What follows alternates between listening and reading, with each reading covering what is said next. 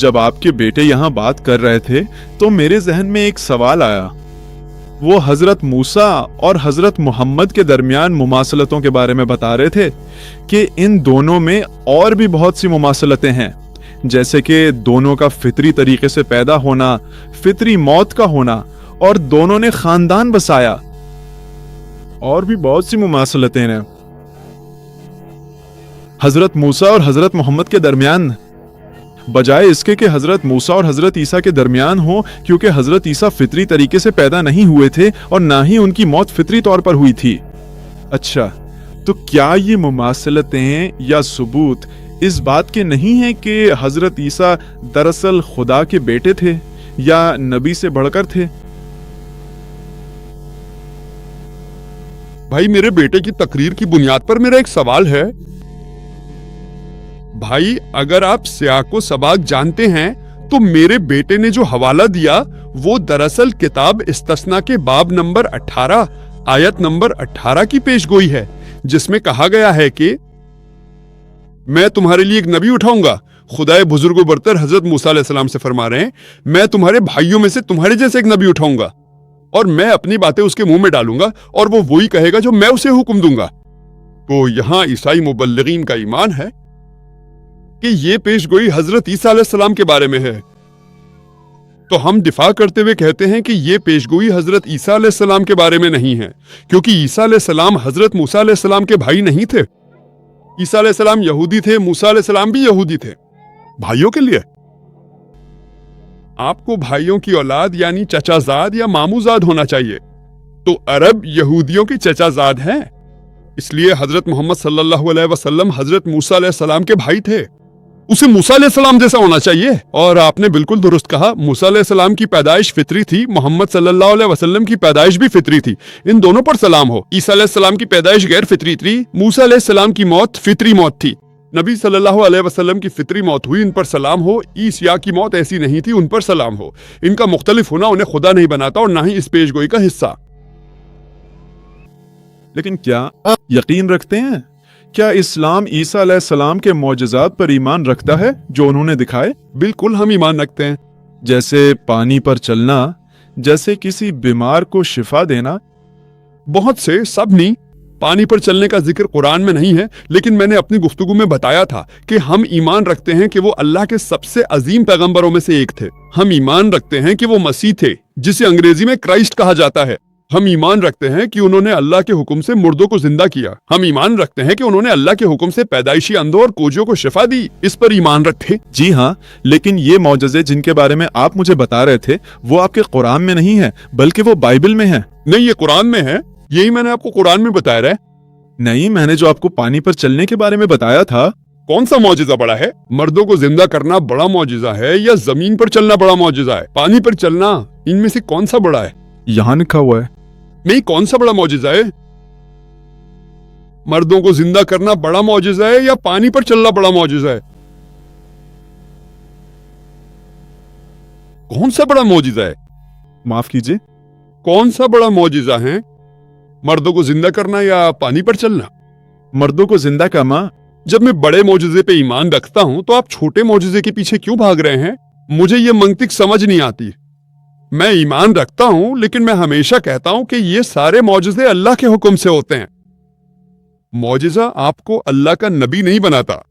حضرت عیسیٰ علیہ السلام نے فرمایا، جیسا کہ انجیل متی باب نمبر 24 آیت نمبر 24 میں ذکر ہے کہ بہت سے جھوٹے مسیح اور جھوٹے نبی آئیں گے اور منتخب لوگوں کو بھی گمراہ کریں گے۔ تو معجزہ کوئی کسوٹی نہیں ہے، یہ سارے معجزے اللہ تعالیٰ نے کیے ہیں۔ اس سے حضرت عیسیٰ علیہ السلام خدا نہیں بن جاتے۔ اگر موسیٰ علیہ السلام نے سمندر کو چیر دیا تو کیا وہ خدا بن گئے؟ ایسے موسیٰ علیہ السلام خدا بن جاتے؟ خدا سے زیادہ نہیں، لیکن اس کے بیٹے ہیں۔ یا موسیٰ خدا کے بیٹے ہیں؟ جی ہاں، یہ کہاں لکھا ہے بائبل میں؟ عیسیٰ سے وہ خدا کے بیٹے تھے۔ یا موسیٰ خدا کے بیٹے تھے؟ نہ، موسیٰ ایک نبی تھے۔ موسیٰ نے سمندر کو چیر دیا تھا، کیا اس سے وہ خدا بن جاتے ہیں؟ آدم علیہ السلام موسیٰ بغیر باپ کے پیدا ہوئے تھے، ٹھیک ہے؟ آدم بغیر ماں باپ کے پیدا ہوئے تھے، کیا یہ اسے خدا بناتا ہے؟ یہ ایک معجزہ ہے۔ اگر آپ کہتے ہیں کہ عیسیٰ خدا ہیں کیونکہ ان کا کوئی باپ نہیں تھا، آدم علیہ السلام بڑے خدا ہیں، سلام اللہ علیہ، اس کی کوئی ماں اور باپ نہیں تھا، یہ سب امتحان نہیں ہے. کیا تم سمجھتے ہو؟ یہ خدا کے پیغمبروں کے ذریعے کیے گئے معجزات ہیں، خدا کے ذریعے کیے گئے ہیں، یہ ثابت کرنے کے لیے کہ وہ رسول ہیں. صحیح یا غلط؟ پھر آپ کو کہنا پڑے گا کہ آدم ایک بڑا خدا ہے. دائیں یا بند؟ کیا آپ مانتے ہیں کہ آدم ایک بڑا خدا ہے؟ معذرت، کیا آپ آدم کو خدا مانتے ہیں؟ آدم خدا ہے؟ نہیں. یہاں تک کہ میں نہیں مانتا. السلام علیکم. صرف اس لیے کہ اس نے ایک معجزہ کیا اس سے وہ خدا نہیں بنتا. کیوں؟ ہاں، یہی وجہ ہے کہ وہ سب خدا کے رسول تھے لیکن خدا نہیں. ٹھیک ہے، شکریہ. اچھا، تو اب آپ یقین کرتے ہیں کہ یسوع خدا کا رسول ہے؟ خدا کا رسول اور خدا کا بیٹا دونوں. پھر خدا کا بیٹا، خدا کا بیٹا، خدا نے زبان سے بیٹا بنایا ہے. افرائیم خدا کا بیٹا ہے، اسرائیل خدا کا بیٹا ہے. جتنے بھی خدا کی روح کے تابع ہیں وہ سب خدا کے بیٹے ہیں. بائبل میں خدا نے زبان سے بیٹا بنایا ہے. لیکن ان میں سے کسی بھی پچھلے نبی کا ذکر بائبل میں اس طرح نہیں آیا کہ وہ جنت سے آئے ہوں جیسا کہ یسوع آیا تھا. جیسے کہ یوحنا 6:23 کہ وہ آدم سے پہلے آیا تھا. کہ باقی تمام انبیاء جہنم سے آئے تھے. نہیں، یسوع آدم سے پہلے موجود تھا. یہ ہم اپنی بائبل میں مانتے ہیں. بائبل میں سب کے بارے میں لکھا ہے کہ وہ سب خدا کے منصوبے میں پہلے سے موجود تھے، اس سے پہلے کہ وہ آئے. تم بھی اس میں موجود تھے. وہ پہلے سے موجود تھا. تم بھی موجود تھے، میں بھی موجود تھا. ٹھیک ہے، اس کا مطلب یہ نہیں کہ اور میرا خدا. ہر کوئی خدا کے منصوبے میں موجود تھا، یہی بائبل کہتی ہے.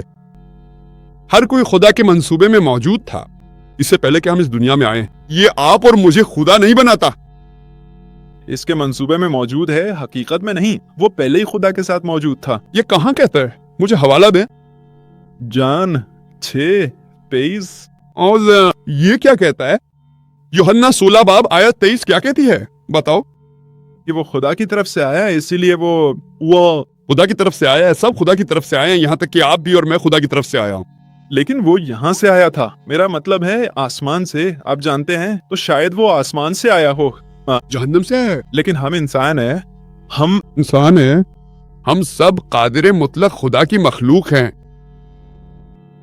پوری بائبل میں ایک بھی واضح بیان نہیں ہے جہاں حضرت عیسیٰ علیہ السلام نے خود فرمایا ہو کہ میں خدا ہوں، یا یہ کہا ہو کہ میری عبادت کرو. آپ ایک بھی واضح اور غیر مبہم بیان بتا دیں بائبل میں کہیں سے بھی جہاں حضرت عیسیٰ علیہ السلام نے خود فرمایا ہو کہ میں خدا ہوں، ہمیشہ میری عبادت کرو، میں عیسائیت قبول کرنے کے لیے تیار ہوں. وہ انہیں بیٹا کہتا ہے. وہ اپنے الفاظ میں کہتے ہیں کہ وہ بیٹے تھے. انہوں نے کہا میرے خیال میں آپ انگریزی میں غلط ہیں. افرائیم خدا کا بیٹا، افرائیم خدا کا بیٹا، کیا اس سے وہ خدا بن جاتے ہیں؟ لیکن ان میں سے کچھ کے پاس، میرا مطلب ہے ان کے ماں باپ کی فطرت تھی. آدم، کیا اس کے ماں باپ فطری تھے؟ وہ نہیں تھے، مگر عیسیٰ پہلے سے موجود تھے. آدم خدا کا بیٹا تھا، یہ بائبل میں ذکر ہے. اب آپ کیا کرنے والے ہیں؟ نہیں، لیکن اس نے یہ نہیں کہا. اس نے یہ نہیں کہا. اس نے یہ نہیں کہا. اس نے کیا کہا تھا؟ آدم نے یہ نہیں کہا، پتا ہے. لیکن عیسیٰ ہماری بائبل ہے، لکھا ہے کہ وہ آیا. آپ جو بات کر رہے ہیں اس میں ایک بھی غیر مساوی بیان نہیں ہے. کیا آپ انگریزی سمجھتے ہیں بھائی؟ ہاں، آپ کس ملک سے آئے؟ آپ کس ملک سے آئے؟ برازیل. ایک بھی غیر واضح بیان نہیں ہے، ایک بھی غیر مبہم بیان نہیں. بائبل میں کہیں بھی جہاں یسوع مسیح خود پر سلامتی ہو کہتا ہے کہ میں خدا ہوں، میں خدا ہوں، 3 الفاظ، یا جہاں وہ کہے میری عبادت کرو، 2 الفاظ. آپ بائبل میں کہیں بھی یہ دکھا دیں میں عیسائیت قبول کرنے کے لیے تیار ہوں. آپ بات کو گھما رہے ہیں. خدا کا بیٹا، بہت سے لوگ خدا کے بیٹا ہے. آپ بات کو گھما رہے ہیں. کیا آپ نے میرا چیلنج سنا؟ میرا چیلنج غیر مبہم بیان ہے. سمجھ گئے؟ غیر مبہم. میں خدا ہوں. کتنے الفاظ ہیں؟ 3 الفاظ. میری عبادت کرو، 2 الفاظ. میں عیسائیت قبول کروں گا. بائبل میں کہیں نہیں ہے. یہ سب جو آپ کہہ رہے ہیں وہ جھاڑی کے گرد گھوم رہا ہے جو بہت سے دوسرے لوگوں کو بھی بھیجا گیا ہے. تم سمجھتے ہو؟ تو کیا آپ جا کر بائبل کا مطالعہ نہیں کریں گے، تحقیق کریں گے اور سچائی کرائیں گے؟ शुक्रिया। आप सबसे ज्यादा खुश आमदीद। क्या हम साहिल समंदर से सवालात पूछ सकते हैं? जी हाँ, क्या हम साहिल समंदर से सवालात कर सकते हैं? जी भाई, आपका बहुत खैर मकदम है। हेलो। जी भाई, हम आपकी आवाज सुन सकते हैं।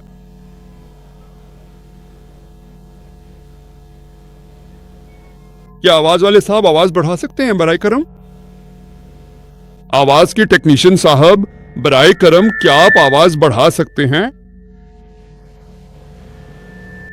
ये आपकी गलती नहीं है, ये टेक्नीशियन की गलती है। आवाज के टेक्नीशियन साहब, क्या आप साहिल पर माइक्रोफोन की आवाज बढ़ा सकते हैं? हेलो जी भाई, हेलो। जनाब, शाम बखैर। शाम बखैर भाई। जी भाई, माशाल्लाह, बहुत खूब। मैं आपसे मोहब्बत करता हूं भाई। जी भाई, आपका सवाल क्या है? मैंने तमाम उलमा जो आपने भारत के तमाम उलमा के साथ किए, तो मैं वाकई आपकी तकरीर से मुतासिर हुआ हूँ। क्या आपने शशि रविशंकर के साथ मुबाहिसा देखा था? जी मैं क्या आपने शशि रविशंकर का मुबाहिसा देखा? जी जनाब, मैं देखा। कैसे किया? ये पसंद है? बहुत अच्छा। मैं इस बहस से कायल हो गया और मुझे तब्दील होने की जरूरत है।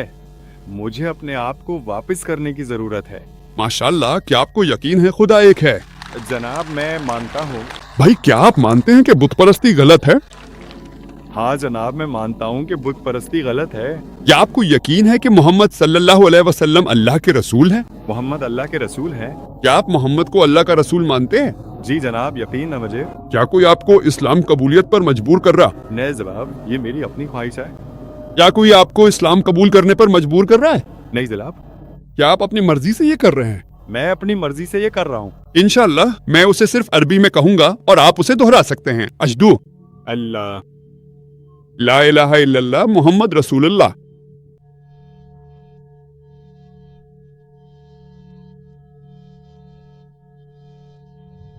मैं गवाही देता हूं के कोई खुदा नहीं है, लेकिन अल्लाह। मैं गवाही देता हूं कि मोहम्मद सल्लल्लाहु अलैहि वसल्लम अल्लाह के रसूल और बंदे हैं। माशाल्लाह, क्योंकि मुसलमान, मैं अल्लाह से दुआ करता हूं कि वो आपको जन्नत अता फरमाए, वो आपके तमाम गुनाहों को माफ करें, और मैं अल्लाह सुब्हानो ताला से दुआ करता हूं कि वो आपके जरिए दूसरों को भी दीन हक की तरफ हिदायत दे। अस्सलाम वालेकुम। बाहिम मीर, वालेकुम सलाम। वालेकुम सलाम।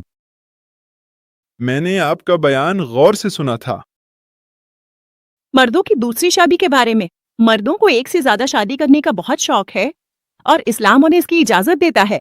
हत्ता कि उसके लिए भी अगर वो तीसरी या चौथी शादी कर रहे हों तो उन्हें अपनी पहली या दूसरी बीवी से इजाजत लेने की जरूरत नहीं है। मेरा आपसे सवाल ये है कि औरतों में सब्र की कमी है और माशरती हालात ऐसे हैं कि एक ही खानदान मुश्किल से चलता है।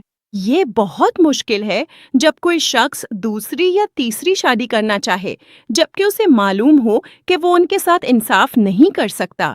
ऐसी सूरत में कुछ रियासतों ने ये लाजमी कानून बना दिया है कि मर्द को दूसरी शादी से पहले अपनी पहली बीवी से इजाजत लेना जरूरी है। क्या आप अब भी यही कहेंगे? समाजी हालात या रिश्तों को नुकसान से बचाने के लिए जहां अक्सर मर्द अपनी दूसरी या तीसरी बीवी को छोड़ देते हैं या वो उन्हें समाजी या खानदानी दबाव की वजह से तलाक दे देते हैं, या फिर वो अब भी यही कहते हैं कि उन्हें इजाजत लेने की जरूरत नहीं है, या अगर वो इजाजत लेते हैं तो क्या ऐसी रियासती कवानीन पर अमल करना चाहिए? मेरी बहन ने सवाल किया है। ज्यादातर मर्द दूसरी बीवी रखना पसंद करते हैं। मेरे ख्याल में उसने एक सर्वे किया है, मैं खिलाफ हूँ। क्या मैं वो उसका शिकार मैं अबर आप इसके शिकार हैं। आप तमाम मर्दों को एक लाइन में खड़ा नहीं कर सकते। अगर आप इसके शिकार हैं तो आप ये नहीं कह सकते कि ज्यादातर मर्द। आप कह सकते हैं कि कुछ मर्द, कोई मसला नहीं है। ठीक है, तो अगर आप इसके शिकार हैं तो आप तमाम मर्दों को एक सफ में नहीं खड़ा कर सकते। फिर अब आपके सवाल की तरफ आते हैं। जब मर्द दोबारा शादी करना चाहते हैं तो उन्हें इजाजत लेने की जरूरत नहीं होती, क्योंकि अल्लाह قرآن نے اس کی اجازت دی ہے، لیکن کچھ ریاستوں نے کہا ہے کہ اجازت لینا ضروری ہے۔ میرا کیا خیال ہے؟ اسلام میں اللہ قرآن میں فرماتا ہے، سورہ نساء 4 باب آیت نمبر 3، اپنی پسند کی 2، 3 یا 4 عورتوں سے نکاح کرو۔ لیکن اگر آپ انصاف نہیں کر سکتے تو صرف ایک ہی سے نکاح کریں۔ یہ جملہ صرف ایک سے نکاح کرو صرف قرآن میں آیا ہے اور کسی اور کتاب میں نہیں۔ اگر آپ انصاف نہیں کر سکتے تو آپ کو صرف ایک ہی سے نکاح کرنا ہوگا۔ اس کا مطلب ہے کہ قرآن مرد کو 2، 3 یا 4 بیویاں رکھنے کی اجازت دیتا ہے، لیکن اگر وہ انصاف نہیں کر سکتا تو اسے صرف ایک ہی سے نکاح کرنا چاہیے۔ اسلام میں عام حالات میں شوہر کو دوسری شادی سے پہلے اپنی بیوی سے اجازت لینے کی ضرورت نہیں ہوتی، لیکن اسلام میں نکاح ایک مقدس عہد ہے۔ نکاح کے دوران ایک شادی شدہ عورت اپنے شوہر پر وہ شرط لگا سکتی ہے جو قانون نے اجازت دی ہو۔ اسی طرح شوہر بھی وہ شرط لگا سکتا ہے جو قانون نے اجازت دی ہو۔ اس کا مطلب یہ ہے کہ اگر کوئی عورت کسی مرد سے نکاح کرتی ہے تو وہ یہ شرط رکھ سکتی ہے کہ وہ اسی صورت میں نکاح کرے گی کہ وہ مرد دوسری شادی نہیں کرے گا۔ اب چونکہ اسلام میں ایک سے زیادہ بیویاں رکھنا ضروری نہیں ہے، اس لیے وہ یہ شرط رکھ سکتی ہے کہ میں تم سے اسی صورت میں شادی کروں گا جب تم مجھے دوسری بیوی نہ کرو۔ اس کا ہاتھ ہے۔ اگر عورت کو یہ شک نہ ہو تو قصور کس کا ہے؟ بہن، کیا آپ کو یہ شک ہوا؟ آپ کی شادی نے؟ بنیادی طور پر بہن میں آپ سے پوچھ رہا ہوں، برائے کرم آپ کے سوالات بہت طویل ہے، آپ بہت جذباتی ہے۔ ہاں یا نہیں؟ کیا تمہیں اپنی شادی میں یہ شک تھا کہ میرا شوہر مجھے دوسری بیوی نہیں بنائے گا؟ جب میری شادی ہو گئی، تجویز پھر وہ پہلے ہی کٹ چکا تھا کیونکہ یہ عام روایت ہے۔ میں آپ سے ایک سادہ سا سوال پوچھ رہا ہوں، ہاں یا نہیں؟ کیا تمہیں نکاح میں شک تھا کہ میرے شوہر کو دوسری بیوی نہیں ملے گی؟ میں تھا۔ اس بارے میں نہیں پوچھا۔ کیا یہ قصور ہے؟ حق نہیں مانگا تو قصور کس کا؟ اس کا یا تمہارا؟ تم نے نہیں پوچھا تو میں بھی نہیں پوچھوں گا۔ میں پوچھ رہا ہوں، اس کا مطلب یہ ہے کہ تم اپنے مذہب کو نہیں جانتے تھے، صحیح یا غلط؟ کیا آپ جانتے ہیں کہ آپ کو اپنی شادی کے نام پر شک ہو سکتا ہے؟ کیا آپ جانتے ہیں کہ ہاں ماں، جی ہاں۔ یہ کس کا بچہ ہے؟ تمہارا یا تمہارے شوہر کا؟ کس کا؟ اب آپ جانتے ہیں؟ اب جانتے ہیں یا نہیں؟ بہن، اب تمہیں پتا ہے یا نہیں؟ کیا واقعی تمہیں اس بات کا علم ہے یا نہیں؟ میں صرف یہ جاننا چاہتا ہوں کہ تمہیں پتا ہے یا نہیں، بتاؤ۔ اب میں جانتا ہوں۔ یہ اس کا مطلب ہے کہ آپ کو اپنے شادی کے نام کے بارے میں کوئی شک ہو سکتا ہے، لیکن آپ اپنے شوہر سے یہ نہیں کہہ سکتی کہ نماز نہ پڑھو کیونکہ یہ فرض ہے۔ آپ اپنے شوہر کو کسی فرض چیز سے روک نہیں سکتی اور نہ ہی اسے کسی حرام کام پر مجبور کر سکتی ہیں۔ آپ یہ نہیں کہہ سکتے کہ آپ ہر روز شراب پینا چاہتی ہیں کیونکہ شراب پینا حرام ہے، لیکن آپ کسی بھی جائز چیز پر شک کر سکتی ہیں۔ اگر وہ راضی ہو جائے تو وہ آپ سے شادی کرے گا، اگر وہ راضی نہ ہو تو نہیں کرے گا۔ اگر آپ کو اپنا دین نہیں معلوم تو اس میں کس کا قصور ہے؟ آپ کا یا میرا؟ کس کا قصور ہے؟ آپ ریاست کی بات کیوں کر رہے ہیں؟ ریاست ہی بوجھ ہے۔ ہر فرد، چاہے وہ مسلمان مرد ہو یا عورت، کسی بھی با اختیار معاملے میں شک کر سکتا ہے۔ آپ یہ شرط رکھ سکتے ہیں کہ میں صرف اسی صورت میں آپ سے شادی کروں گی اگر آپ مجھے ہر مہینے 50,000 روپے دیں۔ کیا آپ راضی ہے؟ ہاں، اس سے کوئی فرق نہیں پڑتا۔ اگر ایسا ہے تو پھر انہیں مان لینا چاہیے۔ نہیں، آپ کہتے ہیں 1 لاکھ روپے، وہ مان بھی سکتا ہے اور نہیں بھی۔ آپ اپنا مہر خود بھی مانگ سکتی ہیں۔ آپ کو پتہ ہے آپ نے کتنا مہر رکھا تھا؟ لیکن اگر وہ وعدہ کرے کہ مہر دے گا اور بعد میں نہ دے۔ میں آپ سے ایک سوال پوچھ رہا ہوں، آپ کہاں سے آئی ہیں؟ آپ کہتی ہیں میرا نام پھلا ہے۔ آپ کا مہر کتنا تھا آپ کی شادی میں؟ 8 لاکھ۔ 1 لاکھ روپے؟ آج کے دور میں 1 کروڑ روپے سے زیادہ کیا ہو سکتا ہے؟ واہ! اس کے لیے وقت نہیں ہے۔ تم اس سے خوش کیوں ہو؟ قصوروار کون ہے، آپ یا میں؟ کیونکہ وہاں نہیں تھا؟ یا پھر مسئلہ آپ کے ساتھ ہے۔ مسئلہ یہ ہے کہ آپ کو یہ کرنا ہے۔ اگر کوئی اور راستہ نہیں ہے تو اس کا مطلب ہے کہ آپ نے بہترین راستہ چن لیا ہے۔ دیکھیں بہن، اسلام میں مختلف رائے اور فرقے ہیں۔ مسئلہ یہ ہے کہ مسلمان اور مرد وہ اپنے دین کو نہیں جانتے۔ آپ اپنے دین کو نہیں جانتے اور پھر آپ اسلام کو الزام دیتے ہیں۔ اسلام میں مردوں کو نکاح کا حق اس لیے دیا گیا ہے کہ عورتوں کی حفاظت کی جائے۔ اور اگر آپ میرا جواب سنیں تو اسلام کیوں ایک مرد کو ایک سے زیادہ عورتوں سے نکاح کی اجازت دیتا ہے؟ یہ بنیادی طور پر عورتوں کی حفاظت کے لیے ہے۔ اگر ہر مرد صرف ایک عورت سے شادی کرے تو اس دنیا میں عورتیں غیر محفوظ رہ جائیں گی، کیونکہ آج دنیا میں عورتوں کی تعداد مردوں سے زیادہ ہے۔ کیا آپ کو یہ معلوم ہے؟ نیو یارک اور امریکہ میں مردوں کے مقابلے میں 43 ملین عورتیں ہیں۔ جرمنی میں مردوں کے مقابلے میں 10 ملین عورتیں ہیں۔ روس میں مردوں کے مقابلے میں 1 کروڑ عورتیں ہیں۔ اگر آپ کی بہن یا میری بہن روس میں رہتی ہے اور وہاں 1 کروڑ عورتیں ہیں جنہیں شوہر نہیں ملا، تو ان کے پاس صرف ایک ہی راستہ ہے کہ وہ کسی شادی شدہ مرد سے نکاح کریں یا پھر بدکاری اختیار کرے۔ کیا آپ سمجھ رہے ہیں؟ بدکاری، ڈاکٹر ذاکر، یہ تو بہت سخت لفظ ہے۔ یہ سب سے گندا لفظ ہے جو میں استعمال کر سکتا ہوں۔ تو شادی کی روایت یعنی ایک مرد کی ایک سے زیادہ بیویاں ہونا عورتوں کی حفاظت کے لیے ہے، نہ کہ ان کی توہین کے لیے۔ مسئلہ یہ ہے کہ بہت سے مرد اور بہت سی مسلمان عورتیں اپنے حقوق نہیں جانتے۔ یہ ہماری غلطی ہے۔ ہم اپنے دین کو اچھی طرح نہیں جانتے۔ ہمارا دین اسلام میں عورتوں کو جو حقوق دیے گئے ہیں وہ غیر معمولی ہے۔ دوسرے مذاہب میں عورتوں کو پیسے دیے جاتے ہیں، صحیح یا غلط؟ یا آپ کو عام طور پر ہندوستان میں جہیز دینا پڑتا ہے یا نہیں؟ ہاں، یہ ٹھیک ہے، آپ بالکل ہے۔ صحیح۔ کیا آپ نے جہیز دیا آپ نے؟ جہیز؟ نہیں، تم بہت خوش قسمت ہو، الحمدللہ۔ تو اسلام نے حقوق دیے ہیں۔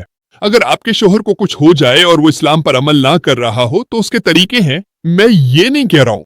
اور ایک بات، اگر بالفرض آپ کے شوہر کو ایک سے زیادہ بیویوں کی ضرورت محسوس ہو رہی ہے تو پھر آپ اس معاملے میں ان کا ساتھ کیوں نہیں دے سکتی؟ آخر اس میں ایسی کیا بڑی رکاوٹ یا مسئلہ ہے؟ ذرا سوچ کر مجھے ایک بات تو بتائیں۔ اگر آپ کا شوہر ہر روز دوسری عورتوں کے ساتھ باہر جاتا ہے، جب تک وہ شادی نہیں کرتا، زیادہ تر بیویوں کو برا نہیں لگتا۔ نہیں، کوئی مسئلہ نہیں، بس چپکے سے کر لو، دنیا کو پتہ نہیں چلنا چاہیے، ٹھیک ہے؟ امریکہ میں لوگ بسنے سے پہلے لوگ 8 مختلف جنسیں بدل لیتے ہیں۔ ایک اچھی مسلمان عورت نے کہا کہ وہ اپنی مسلمان بہن کو عوامی جائیداد بننے سے روکے گی۔ اگر وہ اچھی مسلمان ہے تو مجھے اپنے شوہر کو شیئر کرنے میں کوئی اعتراض نہیں۔ سمجھے آپ بہن؟ کیا آپ نہیں سمجھتے؟ میں سمجھتی ہوں۔ میرا خیال ہے کہ آپ جذباتی طور پر اس لیے پریشان ہیں کیونکہ آپ کے شوہر نے دوسری شادی کر لی ہے۔ نہیں، مسئلہ یہ نہیں ہے۔ مسئلہ یہ ہے کہ وہ اپنے رشتوں کو قبول نہیں کر رہا۔ یہی مسئلہ ہے۔ یہ میرا پیغام ہے یہاں موجود سب لوگوں کے لیے، آپ کے ذریعے۔ اگر آپ میں رشتہ رکھنا ہے تو اسے اچھے طریقے سے نبھائیں، رشتوں کو بے حساب نہ چھوڑے۔ کیا مطلب ہے؟ رشتہ قبول نہ کرنے کا؟ جب اس نے دوبارہ شادی کی تو کیا اس نے آپ کو بتایا کہ وہ دوسری بیوی ہے یا نہیں؟ لیکن اگر وہ بتا دے، آپ کو بغیر کوئی وضاحت دیے آپ کو معلوم نہیں کہ وہ کہاں ہے، وہ آپ پر خرچ نہیں کر رہا، اسے یہ بھی نہیں پتا کہ آپ کس حال میں ہیں۔ بہن بہن بہن، ان میں سے کوئی بات اہم نہیں ہے، کیونکہ میں دوسری طرف کی بات سنے بغیر کوئی فیصلہ نہیں کر سکتا۔ چاہے آپ اپنے شوہر پر جتنی بھی تنقید کریں، سب سے پہلی بات یہ ہے کہ ایک اچھی مسلمان عورت اپنے شوہر پر تنقید نہیں کرے گی۔ سمجھ آئی؟ لوگ مجھے نہیں جانتے، لوگ اس شخص کو نہیں جانتے۔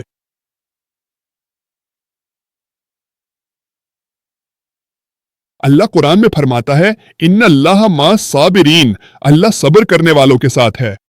میری بیوی چاہے جتنی بھی بری ہو، میں اس کے ساتھ بہت اچھا ہوں۔ ماشاءاللہ، وہ دنیا کی سب سے بہترین بیوی ہے، لیکن اگر میری بیوی سب سے بری بیوی بھی ہوتی تب بھی میں اس پر کبھی تنقید نہ کرتا، کیونکہ میں جنت میں جانا چاہتا ہوں۔ ہمارے پیارے نبی محمد صلی اللہ علیہ وسلم نے فرمایا، سب سے بہترین مسلمان وہ ہے جو اپنے گھر والوں خصوصاً اپنی بیوی کے لیے سب سے بہتر ہو۔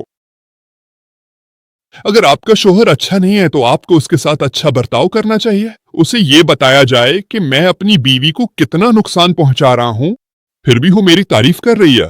اس کا دل پگھل جانا چاہیے۔ توجہ دیں کہ اس کا دل پگھلتا ہے یا نہیں۔ کیا آپ جنت میں جائیں گے؟ کیا آپ کو یہ معلوم ہے آپ اپنی جنت کھو رہے ہیں؟ ایک بھائی کی حیثیت سے میرا آپ کو مشورہ ہے کہ آپ اپنے شوہر پر تنقید کر کے اپنی جنت کھو رہی ہیں۔ کیا آپ سمجھ رہے ہیں؟ لیکن آپ نہیں۔ شاید آپ میرا سوال ٹھیک سے سمجھ نہیں پا رہی ہیں۔ میرا سوال یہ ہے، مجھے آپ کو سمجھنے کی ضرورت نہیں ہے بہن، کیونکہ میں ایک انسان ہونے کے ناطے سنے بغیر فیصلہ نہیں کر سکتا۔ یہ یہاں موجود نہیں کیا؟ یہ ایک معمہ ہے۔ میرا آپ کو مشورہ ہے کہ اس معمہ کو ختم کریں۔ مجھے معاف کریں، آپ جنت میں جائیں گے۔ امید ہے کہ اس سے آپ کا سوال حل ہو گیا ہوگا۔ جی خوش آمدید دوستو، امید کرتا ہوں ویڈیو آپ نے پوری دیکھی ہوگی اور آپ کو پسند بھی آئی ہوگی۔ بھائیو دوستو، اسلام کا آغاز اس وقت ہوا جب اللہ تعالیٰ نے اپنے پہلی وحی نازل کی رسول اللہ صلی اللہ علیہ وسلم پر، اور رسول اللہ صلی اللہ علیہ وسلم جب اس دنیا میں آئے تو اس پر جب پہلی وحی نازل ہوئی اس میں یہی ثابت ہوا کہ اقرأ، پڑھ، یعنی پڑھنا، اور اسی پہلی وحی سے ہی رسول اللہ صلی اللہ علیہ وسلم کو نبوت دے دی گئی۔ تقریباً 40 سال کی عمر میں رسول اللہ صلی اللہ علیہ وسلم آخری نبی بن کر آئے۔ تو شروع میں اسلام چونکہ کمزور تھا، اور اسلام میں جو ہے نا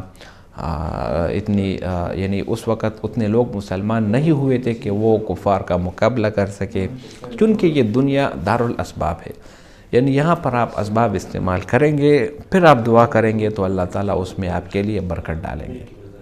یعنی اسباب کے بغیر یہ دنیا ناممکن ہے۔ یعنی آپ جو ہے نا بستر پر بیٹھے بیٹھے دعا مانگتے ہیں کہ یا اللہ میرے لیے یہ کرے وہ کرے، تو ایسا نہیں، بلکہ آپ نے خود اپنے ہاتھ پاؤں استعمال کرنے ہیں، آپ نے خود اپنے طور طریقے استعمال کرنے ہیں، آپ نے اپنی محنت کرنی ہے، اس کے بعد اللہ تعالیٰ جو ہے نا اس کا صلہ آپ کو ضرور دیں گے۔ اسی لیے اس دنیا کو دارالاسباب کہا گیا ہے۔ حضرت عیسیٰ علیہ السلام، یہ تو چونکہ ہم سب مانتے ہیں کہ عیسیٰ علیہ السلام زندہ ہے، آسمانوں پر ہے، اور قیامت کے نزدیک وہ اس دنیا میں آئیں گے۔ تو قیامت کے نزدیک جب وہ آئیں گے تو وہ فرشتے ان کو لاتے ہوں گے آسمانوں سے، لیکن جب وہ زمین پر اتریں گے تو ایک سیڑھی لائی جائے گی، اور سیڑھی کے ذریعے سے وہ زمین پر اتریں گے۔ تو یہ سیڑھی اس لیے لائی جائے گی تاکہ لوگوں کو پتہ چل سکے کہ یہ دنیا یہ دارالاسباب ہے، یہاں پر آپ جو ہے نا یعنی سبب استعمال کریں گے، اور اسباب کے بعد جو ہے نا رزلٹ آپ کے سامنے ہوگا۔ تو شروع میں جب اسلام شروع ہوا تو اگر اللہ تعالیٰ چاہتا تو فرشتوں کی مدد سے کفار جتنے بھی تھے ان کو ختم کر سکتے تھے، لیکن نہیں، اللہ تعالیٰ نے مسلمانوں کو جہاد سے روکے رکھا، ہجرت سے روکے رکھا، یہاں تک کہ مسلمانوں کو علی الاعلان نماز پڑھنے کی اجازت بھی نہیں دی، اور مسلمان چھپ چھپ کر جو ہے نا وہ تبلیغ کرتے تھے۔ جب مسلمانوں کی تعداد کچھ زیادہ ہوئی اور کچھ مجمع کے قریب پہنچ گیا تو پھر اللہ تعالیٰ نے یہ آیت نازل کی، وَأَنذِرْ عَشِيرَتَكَ الْأَقْرَبِينَ، کہ آپ اپنے قریبی رشتہ داروں کو ڈراؤ۔ تو عشیرتک الاقربین کا لفظ جب استعمال ہوا تو اسی وجہ سے یعنی رسول اللہ صلی اللہ علیہ وسلم کو کہا گیا کہ اب اپنے جو ہے نا رشتہ داروں کو ڈراؤ۔ تو اسلام اگر پھیلا ہے، آپ اگر دیکھتے ہیں کہ اسلام جو ہے نا دنیا کے مختلف ممالک میں ہے اور لوگ اسلام میں داخل ہو رہے، تو یہ صرف و صرف ہمارے پیارے نبی حضرت محمد صلی اللہ علیہ وسلم کی محنت اور ان کے جانثار صحابہ کرام کی قربانیاں، یعنی جو صحابہ کرام ہم دیکھتے ہیں جن کی قبور پورے دنیا میں آپ کو ہر جگہ ملیں گے، ہر ایک ملک میں ان کے قبر آپ کو ملیں گے، یہاں تک کہ ہمارے پشاور میں بھی ان کی قبر موجود ہے، ان کو اصحاب بابا کے نام سے یاد رکھا جاتا ہے۔ تو یہ ان کی لازوال قربانیوں کا نتیجہ ہے کہ اسلام آج آپ کو پوری دنیا میں مل رہا ہے۔ تو جو لوگ یہ اعتراض کرتے ہیں کہ اسلام تلوار کے زور پر بنا یا تلوار کے زور سے اسلام پھیلا، تو یہ صرف اور صرف ایک فضول قسم کی افواہ ہے۔ مسلمانوں نے ہندوستان پر 1000 سال تک حکومت کی، اگر وہ چاہتے تو تلوار کی زور سے ہر ایک کو مسلمان کر سکتے تھے، لیکن نہیں۔ یہی وجہ ہے کہ اسلام اگر پھیلا ہے تو رسول اللہ صلی اللہ علیہ وسلم کی محنت اور ان کے اخلاق سے متاثر ہو کر یہ اسلام پھیلا ہے۔ تو بہت زبردست سوال جواب ہوا اور بہت زبردست طریقے سے جواب دیا گیا۔ امید کرتا ہوں یہ ویڈیو آپ کو پسند آئی ہوگی۔ اگر ویڈیو آپ کو پسند آئے اس چینل کو سبسکرائب کریں، بہت شکریہ۔